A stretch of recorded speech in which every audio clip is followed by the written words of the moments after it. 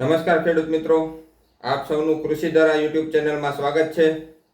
તો આજે આપણે તાર ફેન્સિંગ યોજના જે સરકાર શ્રી દ્વારા જાહેર કરવામાં આવી છે એમાં કેવા નિયમો હોય છે, ફોર્મ કઈ રીતના ભરવું, કેટલી સબસિડી મળે છે, તાર ફેન્સિંગ બનાવવા માટે કેટલો વિસ્તાર માન્ય રહેશે, આ બધા વિશે આપણે ચર્ચા કરીશું।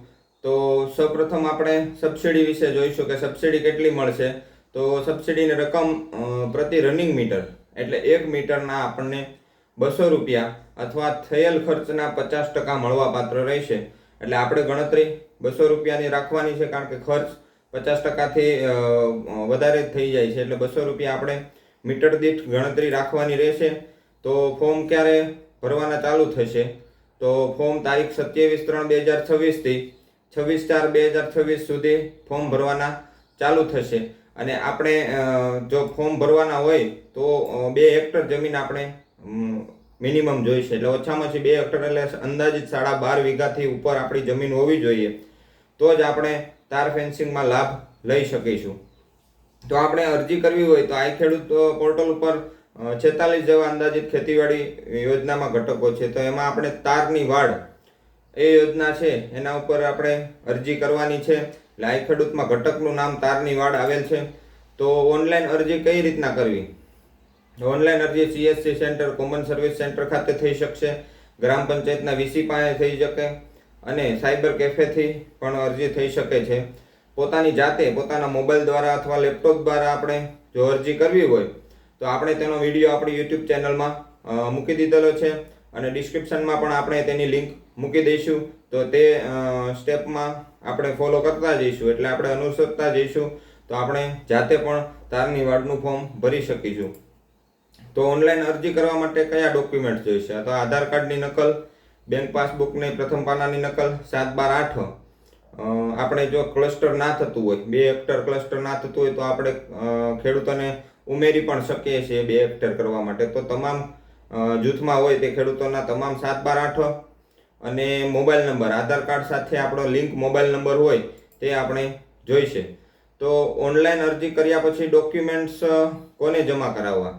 તો ઓનલાઈન અરજી કર્યા પછી આપણે ખેતીવાડી શાખા જે હોય પોતાના તાલુકાની, ત્યાં આપણે અરજી કર્યા બાદ આ એક જ યોજના એવી છે કે જેમાં ડોક્યુમેન્ટ્સ જમા કરાવવા પડે છે। તો ઓનલાઈન અરજી સાથે અરજદાર ખેડૂતને જૂથની જે વિગતો હોય છે તે આપણે નાખવાની રહેશે, એટલે ઓનલાઈન અરજીની પ્રિન્ટ નીકળે તે આપણે લેવાની રહેશે। 7/12/8 તમામ ખેડૂતોના જૂથના, સિંગલ હોય તો એકના, આધાર કાર્ડની નકલ, બેંક પાસબુકના પ્રથમ પાનાની નકલ, કબૂલાતનામું, અને જૂથ લીડરને પેમેન્ટ કરવાનું જે સ્વઘોષણાપત્ર છે તે આપણે જોડવાનું રહેશે। અને આપણે DLR કચેરી જે જિલ્લાની આવતી હોય ત્યાંથી આપણા જે સર્વે નંબરો હોય તેનો આપણે સહી સિક્કા સાથેનો નકશો પણ રજૂ કરવાનો રહેશે।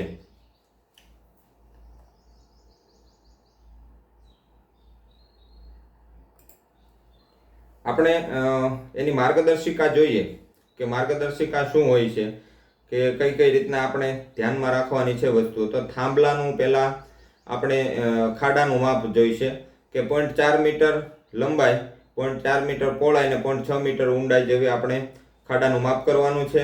હવે આપણે જે થાંભલા હોય છે તે થાંભલા કઈ રીતના નાખવા?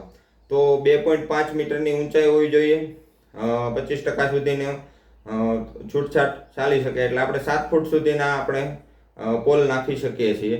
સિમેન્ટ કોન્ક્રીટના પ્રીસ્ટ્રેસ્ડ અથવા તો પ્રીકાસ્ટ થાંભલા આપણે ઓછામાં ઓછા 4 તાર લાગી શકે તેવા આપણે થાંભલા લેવાના છે। ગેલ્વેનાઇઝ લોખંડ એ આપણે ગેલ્વેનાઇઝ લોખંડના થાંભલા ઓપ્શનમાં આપણે કરી શકીએ છીએ, તો તે ISI માર્કાવાળા હોવા જોઈએ, અને 2.5 મીટરની ઊંચાઈ હોવી જોઈએ, અને એક થાંભલાની જે વજન છે એ 8 કિલોગ્રામથી નીચું ના હોવું જોઈએ, એવા આપણે થાંભલા લેવાના છે। હવે આપણે તાર ફેન્સિંગ કરવું હોય તો 2 થાંભલા વચ્ચેનું અંતર 3 મીટર હોવું જોઈએ, ઓછામાં ઓછું 3 મીટર થાંભલાનું અંતર હોવું જોઈએ, એનાથી ઓછું હોય તો ચાલશે, એનાથી વધારે નહીં ચાલે। દર 15 મીટરે આપણે આ ઇમેજમાં દર્શાવ્યું છે એ મુજબ દર 15 મીટરે આપણે સહાયક થાંભલા, એટલે એક થાંભલો ઊભો હોય તો બે બાજુ એક સપોર્ટમાં 2 થાંભલા આપણે સહાયક થાંભલા નાખવા જરૂરી છે। થાંભલાના પાયામાં સિમેન્ટ કોન્ક્રીટથી પુરાણ કરવાનું રહેશે, એટલે સિમેન્ટ કોન્ક્રીટથી જે ખાડો આપણે કર્યો હોય એમાં થાંભલો નાખતી વખતે સિમેન્ટ કોન્ક્રીટથી પુરાણ કરવાનું રહેશે.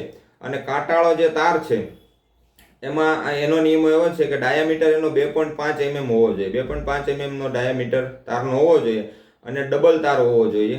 અને ગેલ્વેનાઇઝ તાર હોય તો એનો ISI માર્કાવાળો પણ GI કોટેડ તાર આપણે આમાં નાખી શકીએ છીએ.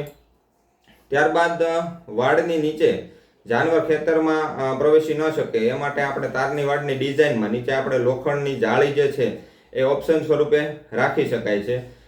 લોખંડની જાળીને યોગ્ય ઊંડાઈ સુધી આપણે જમીનમાં દબાવવાની રહેશે. તેમાં આપણે જમીન લેવલથી 0.92 મીટર એટલે કે 3 ફૂટ આપણે જાળી જે હોય છે તેની ઊંચાઈ જોઈશે. અને 3.2 mm ની 10 ગેજની જાળી હોવી જોઈએ. અને એની મેશ સાઇઝ એટલે ખાનાની સાઇઝ 100 mm બાય 100 mm જેવી હોવી જોઈએ. તાર ફેન્સિંગ આપણે એનો વિકલ્પ સ્વરૂપે તાર ફેન્સિંગના વિકલ્પ સ્વરૂપે જો આપણે ધોવાણ ને એવું થતું હોય તો ઓછામાં ઓછા સેકન્ડ ગ્રેડ બેલાની આપણે ચૂનાનો પથ્થર જે હોય છે આપણે બેલા કહીએ છીએ એની દિવાલ બનાવી શકાય છે. આપણે ઇમેજમાં દર્શાવ્યું પ્રમાણે દિવાલની જમીનમાં ઊંડાઈ 0.6 મીટર હોવી જોઈએ, પહોળાઈ 0.23 મીટર, ઊંચાઈ ગ્રાઉન્ડ લેવલથી 2 મીટર એટલે ઊંચાઈ આપણે 2 મીટરની રાખવાની રહેશે. બેલાની સાઇઝ જે છે 0.18 જે જાડાઈ છે 0.18, પહોળાઈ 0.23 મીટર અને લંબાઈ 0.38 મીટર વોઇડ સાથે એટલે વચ્ચે ખાનું હોય અથવા ન હોય, વોઇડ સાથે અથવા ન હોય તો પણ ચાલે. આપણે ઇમેજમાં દર્શાવ્યા છે એ પ્રમાણે આપણે કરી શકીએ છીએ. અને આપણે જ્યારે પૂર્વ મંજૂરી આવી જાય છે, તાર ફેન્સિંગની પૂર્વ મંજૂરી આપણને મળી જાય, અરજી કરી હોય ત્યારબાદ ડોક્યુમેન્ટ જમા કરવાનું, પૂર્વ મંજૂરી આપણી નીકળે ત્યારે 120 દિવસની મુદ્દત, બરોબર, આપણે 4 મહિના તો ન કહી શકાય કારણ કે 31 મહિનો આવતો હોય તો આપણે દિવસ જ ગણવા છે. 120 દિવસની મુદ્દતમાં આપણે તાર ફેન્સિંગ પૂર્વ મંજૂરી બાદ પ્રથમ વિઝિટ ગ્રામ સેવક અથવા તો જે તે એજન્સી કરી જાય પછી આપણે તાર ફેન્સિંગ 120 દિવસમાં આપણે પૂર્વ મંજૂરીની તારીખથી કરી દેવાનું રહેશે. તો ખેડૂત મિત્રો, આ વિડીયો તમને સારો લાગ્યો હોય તો આ વિડીયોને લાઈક કરવો, પોતાના ખેડૂત મિત્રોના ગ્રુપમાં શેર કરવો અને અમારી ચેનલને સબસ્ક્રાઈબ કરી લેવી અને બાજુમાં જે બેલ આઇકન છે તેને દબાવી દેવું, જેથી આપણે અવનવા જે વિડીયો મોકલતા હોય માહિતીપ્રદ તે આપણને નોટિફિકેશન થકે આપણને મળી શકે અને સૌપ્રથમ આપણે જે આ વિડીયો મોકલતા હોય તેની વિગતે તમને યોજનાની માહિતી મળી શકે. જય જવાન, જય કિસાન.